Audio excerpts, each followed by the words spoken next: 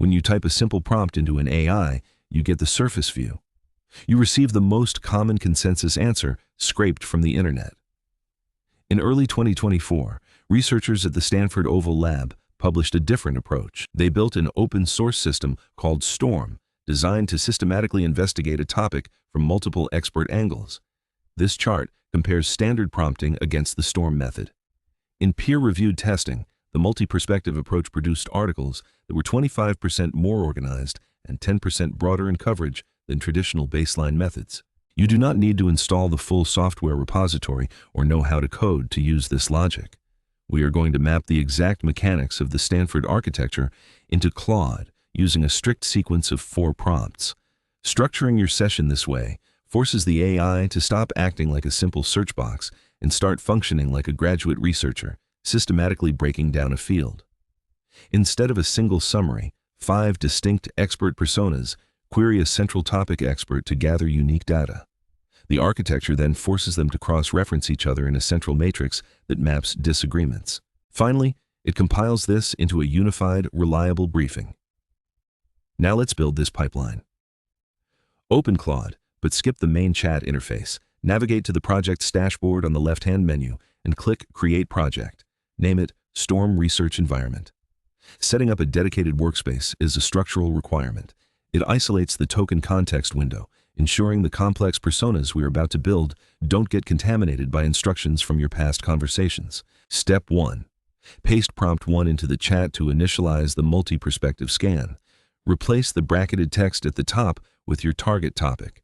This prompt commands Claude to simulate 5 distinct viewpoints: a practitioner focused on daily realities, an academic reviewing peer-reviewed evidence, a skeptic challenging the mainstream, an economist following the money, and a historian finding past parallels. Within seconds, you receive 5 isolated reads on your subject. The economist highlights financial incentives that the academic missed entirely, while the skeptic attacks assumptions the practitioner takes for granted. Step 2. The conflict map. Run prompt 2. This acts as a logic gate, forcing the model to take those 5 isolated arguments and identify exactly where their claims collide. This is the most crucial part of the workflow. Surface-level research gives consensus. True expertise requires understanding exactly where and why experts fight. As you review the output, look for the blind spot section. This identifies the one angle that none of the 5 personas mentioned. By extracting that specific omission, you expose hidden operational risks. A standard query hides what the entire field is failing to discuss. Step 3. Paste in prompt 3. This forces Claude to process everything from the personas and contradiction map, compiling it into a final research briefing.